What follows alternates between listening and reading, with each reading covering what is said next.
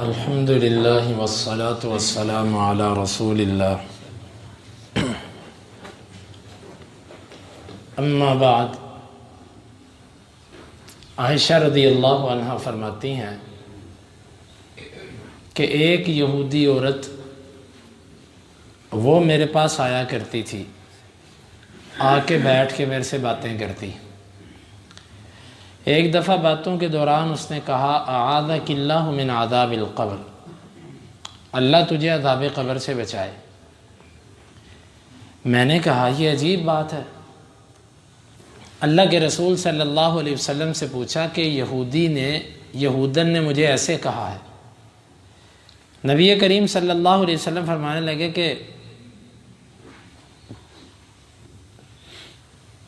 یہ یہودی ہیں جو اپنی قبروں کے اندر عذاب دیے جاتے ہیں، یہودیوں کو عذاب ہوتا ہے، آپ نے اتنا فرمایا۔ عائشہ رضی اللہ عنہ کہتی ہیں کہ پھر کچھ دن بعد اللہ کے نبی صلی اللہ علیہ وسلم خود ہی فرمانے لگے عائشہ نعم عذاب القبر حق، ہاں عذاب قبر برحق ہے۔ پھر عائشہ رضی اللہ عنہ کہتی ہیں کوئی دن ایسا نہیں گیا، کوئی نماز ایسی نہیں گئی جس میں نے نبی مکرم صلی اللہ علیہ وسلم کو عذاب قبر سے پناہ مانگتے ہوئے نہ سنا ہو۔ آپ پھر اپنی ہر نماز کے اندر، ہر دعا کے اندر عذاب قبر سے پناہ مانگتے تھے۔ قبر کیا ہے؟ قبر اس جگہ کو کہتے ہیں جہاں پر انسان مرنے کے بعد پہنچ جاتا ہے۔ کسی کو یہ گڑھا نصیب ہوتا ہے، کسی کو نہیں ہوتا، خالی اس گڑھے کو قبر نہیں کہتے۔ مرنے کے بعد انسانی بدن جس جگہ پر جا کر اپنی آخری قیام گاہ، آرام گاہ جو بھی اس کی بنتی ہے وہ قبر ہوتی ہے، چاہے وہ کسی درندے کا پیٹ ہو، چاہے وہ سمندر کی تہہ ہو، چاہے وہ پہاڑوں کے اندر کھائیاں ہوں، یا زمین کے اندر کھودا ہوا گڑھا جس کو ہم قبر سمجھتے ہیں۔ ان میں سے کچھ بھی ہو جو انسان کی آخری منزل ہوتی ہے اس کو قبر کہتے ہیں۔ تو لہٰذا کسی کو یہ ملتی ہے، کسی کو کسی صورت میں، کسی کو کسی صورت میں۔ اللہ کے نبی صلی اللہ علیہ وسلم نے عذاب قبر سے پناہ مانگنے کا حکم دیا۔ اور ایک دفعہ حدیث کے اندر آتا ہے اللہ کے نبی صلی اللہ علیہ وسلم گزر رہے تھے اور آپ کے ساتھ آپ کے صحابی تھے۔ آپ صلی اللہ علیہ وسلم نے فرمایا اف اف، یہ کلمات کہے۔ صحابی جو تھے وہ ایک دفعہ سنا، دو دفعہ سنا، وہ پیچھے ہی رک گئے۔ اللہ کے نبی صلی اللہ علیہ وسلم اکیلے ہی آگے چلتے رہے۔ کافی آگے گئے تو آپ نے پیچھے مڑ کے دیکھا کہ بندہ پیچھے رک گیا۔ آپ نے فرمایا تجھے کیا مسئلہ ہے؟ وہ کہنے لگے اللہ کے رسول صلی اللہ علیہ وسلم آپ نے اف اف کہا ہے، میں تو اپنے نفس میں سوچ رہا تھا کہ میں تباہ ہو گیا، میں ہلاک ہو گیا کہ اللہ کے نبی صلی اللہ علیہ وسلم مجھے کہہ رہے ہیں۔ آپ نے فرمایا نہیں، یہ قبروں کے پاس سے میں گزرا تھا اور اس نے ایک چیز چورائی تھی، وہی چادر اس کے اوپر آگ کی بنا کر لپٹا دی گئی ہے، میں نے تو اس وجہ سے افسوس اس پر کیا، تمہیں نہیں کہا۔ پھر ایک دفعہ اللہ کے نبی صلی اللہ علیہ وسلم دو قبروں کے پاس سے گزرے جو کہ نئی قبریں بنی تھیں۔ آپ صلی اللہ علیہ وسلم نے فرمایا کہ ان دونوں قبروں کو عذاب ہو رہا ہے۔ ایک کے عذاب کی وجہ آپ نے یہ بتائی یمشی بن نمیمہ، ادھر کی بات ادھر، ادھر کی بات ادھر، یہ کرتا تھا۔ اور دوسرے کے بارے میں آپ نے فرمایا کان لا یستنزہ من البول، پیشاب سے یعنی پیشاب کی چھینٹوں سے احتراز نہیں کرتا تھا۔ یہ دو وجوہات کی بنیاد پر ان کو عذاب ہو رہا ہے۔ اور حدیث کے اندر آتا ہے کہ اللہ کے نبی صلی اللہ علیہ وسلم ایک دفعہ ایک قبر کی تیاری میں کچھ تاخیر تھی، آپ وہاں پر پہنچے اور بیٹھ گئے۔ آپ صلی اللہ علیہ وسلم کے ہاتھ میں ایک تنکا تھا، آپ اس تنکے کے ساتھ ایسے زمین کو کریدنے لگے جس طرح کوئی بندہ سوچتا ہوتا ہے اور ہاتھ سے کوئی کام کر رہا ہوتا ہے۔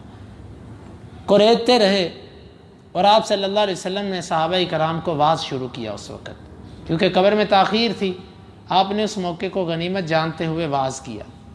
ایسا واعظ کیا آپ نے سب سے پہلے صحابہ سے فرمایا کہ استعیذوا من عذاب القبر، سارے اللہ سے پناہ مانگو عذاب قبر سے۔ انہوں نے پناہ مانگی، پھر آپ نے کہا پناہ مانگو، پھر آپ نے کہا پناہ مانگو، پھر آپ نے بیان کیا، حتیٰ کہ آپ بھی روئے اور صحابہ کرام بھی روئے۔ اور حدیث کے اندر آتا ہے کہ عثمان رضی اللہ عنہ اس عذاب قبر پر اتنا روتے یہاں تک کہ ان کی داڑھی گیلی ہو جاتی آنسوؤں سے۔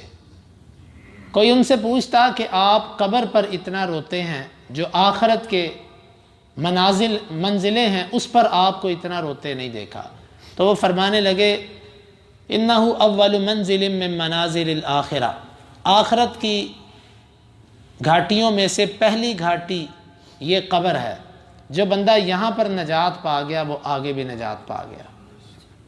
اسی لیے آپ صلی اللہ علیہ وسلم نے یہ بھی فرمایا کہ نہیتکم عن زیارت القبور فزوروها فإنها تذکر الآخرہ، میں نے تمہیں قبروں کی زیارت سے پہلے روکا تھا، اب میں ہی تمہیں اجازت دیتا ہوں کہ تم ان کو دیکھا کرو، کیونکہ یہ آخرت کی یاد دلاتی ہیں۔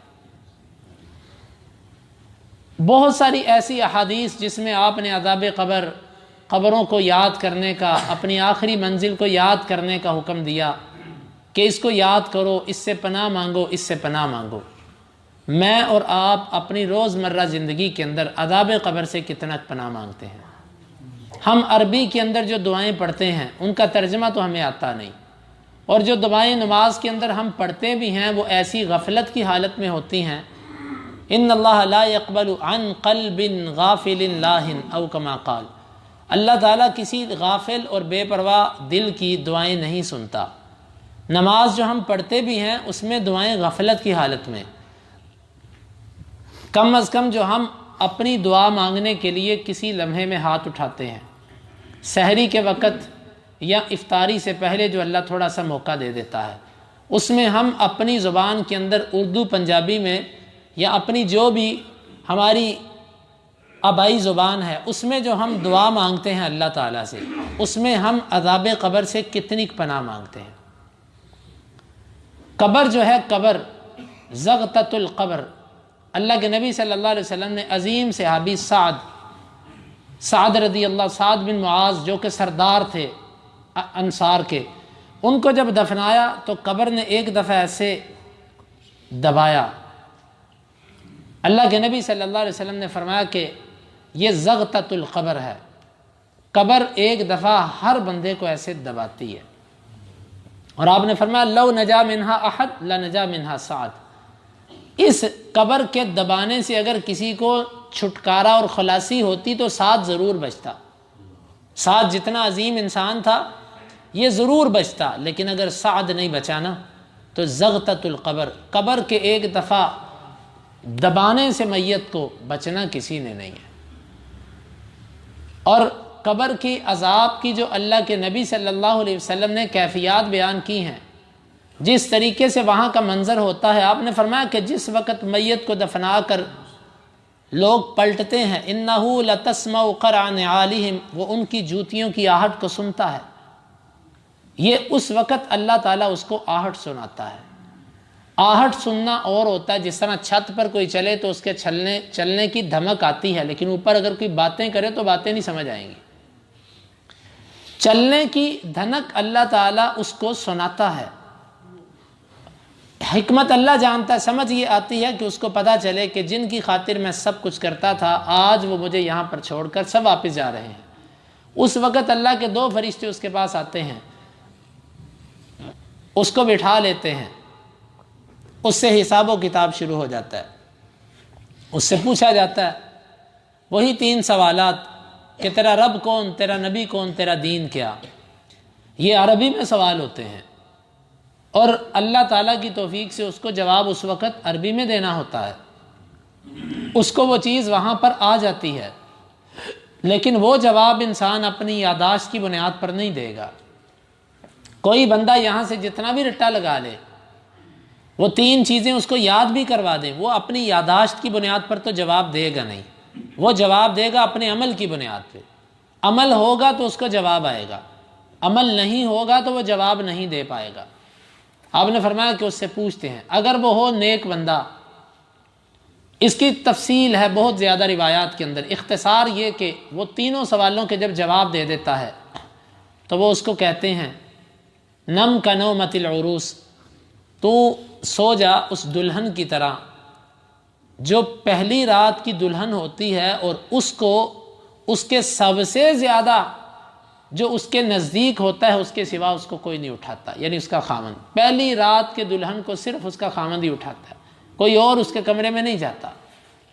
تو بس سو جا، تجھے کوئی نہیں اٹھا سکے گا سوائے رب کے، جو تیرا سب سے زیادہ حبیب ہے، جو تجھے سب سے پیارا ہے، وہی تجھے قیامت کے دن اٹھائے گا، سو جا۔ اور پھر جس وقت کافر کے پاس آتے ہیں، فاسق و فاجر کے پاس آتے ہیں، اس سے پوچھتے ہیں 3 سوالات، وہ آگے سے ہر سوال پہ یہی جواب دیتا ہے ہاں ہاں لا ادری، ہائے ہائے مجھے تو نہیں پتا اس بات کا۔ وہ اس کو کہتے ہیں کہ لا دریت ولا تلیت، نہ تو نے سمجھا اور نہ تو نے پڑھا، تو دنیا میں غافل رہا۔ پھر اس کے لیے کہا جاتا ہے اس کے لیے جہنم کے بستر بچھا دو، جہنم کی ایک کھڑکی اس کی طرف کھول دی جاتی ہے، پھر اللہ تعالیٰ کے طرح طرح کے عذاب اس کی قبر میں شروع ہو جاتے ہیں، اور پھر قبر دباتی بھی ہے، حتیٰ کہ پسلیاں آپس کے اندر ایک دوسرے میں دھنس جاتی ہیں۔ یہ عذاب قبر کی جو کیفیت اللہ کے نبی صلی اللہ علیہ وسلم نے بیان کی، اس کا امور غیبیہ سے تعلق ہے، اس کو برزخ کہتے ہیں۔ برزخ کا معنی ہوتا ہے پردہ، مطلب یہ ہے کہ دنیا میں آپ اس کو دیکھ نہیں سکتے۔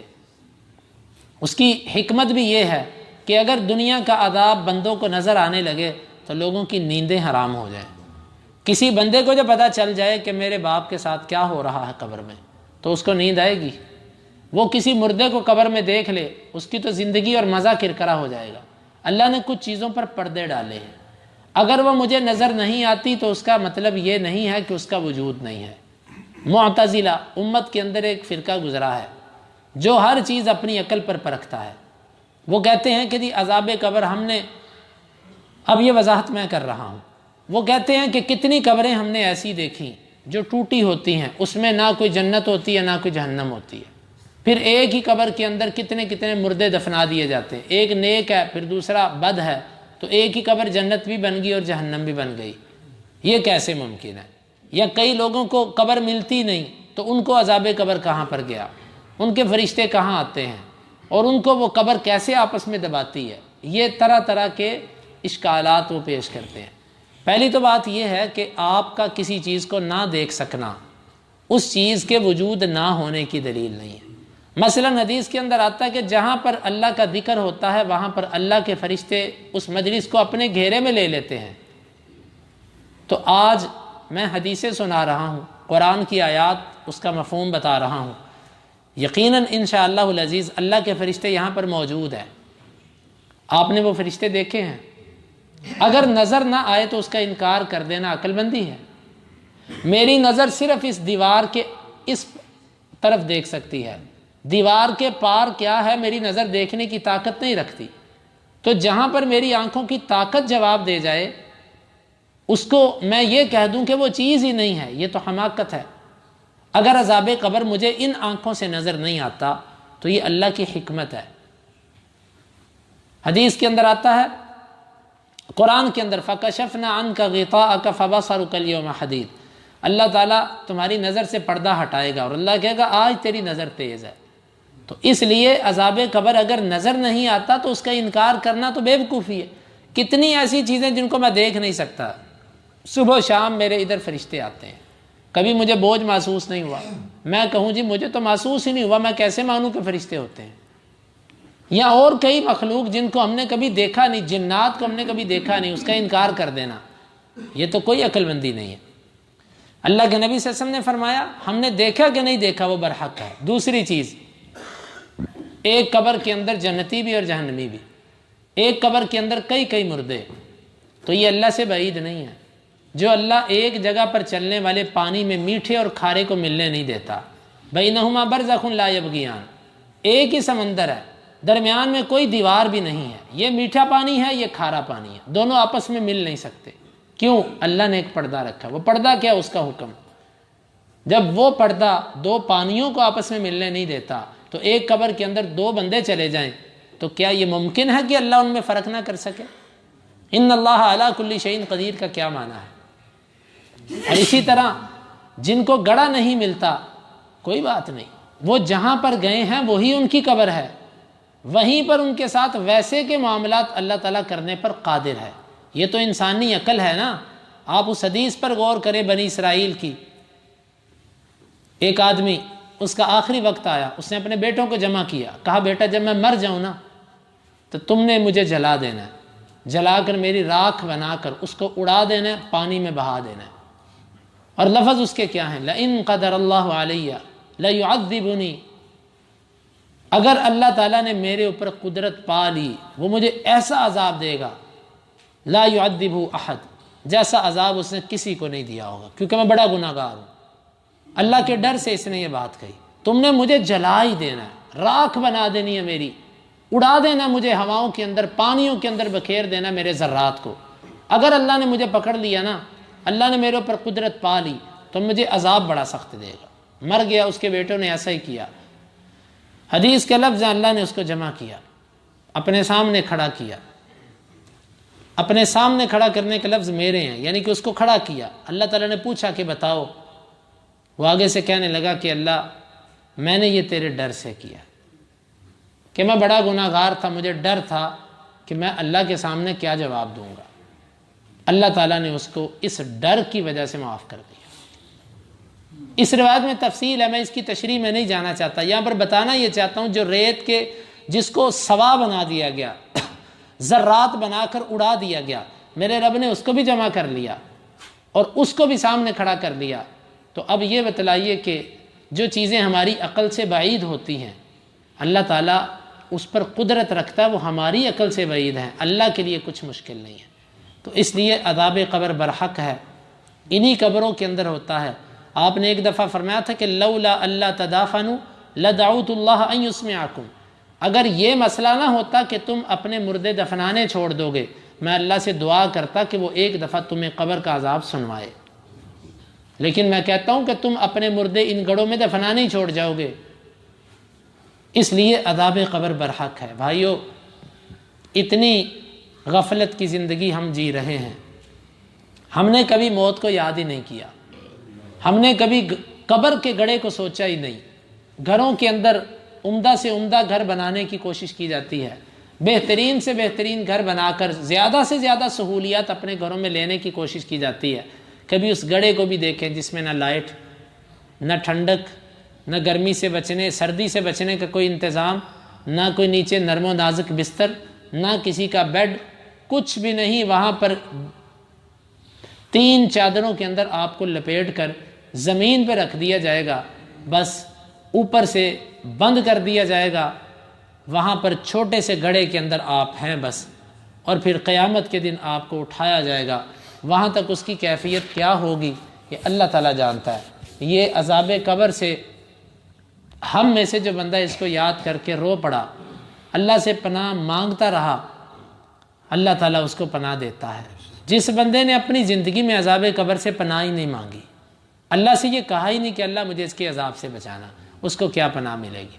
میرے محترم بھائیوں، عذاب قبر سے یہ رمضان کے لمحات ہیں، اپنی زندگی کی دعاؤں میں یہ شامل کریں کہ جب بھی اللہ سے مانگیں عذاب قبر سے اپنے لیے، اپنے والدین کے لیے، اپنے بہن بھائیوں، آپ نے دعا کرنی، آپ کو کیا فرق پڑتا ہے؟ اپنے بہن بھائیوں کے لیے، اپنے عزیز و اقارب کے لیے، تمام مسلمانوں کے لیے، اپنے آنے والی نسلوں کے لیے اللہ تعالیٰ سے پناہ مانگے کہ یا اللہ انہیں عذاب قبر سے بچا۔ اللہ تعالیٰ سے دعا ہے کہ اللہ تعالیٰ ہمیں ان چیزوں کو سمجھنے کی اور عمل کی توفیق عطا فرمائے۔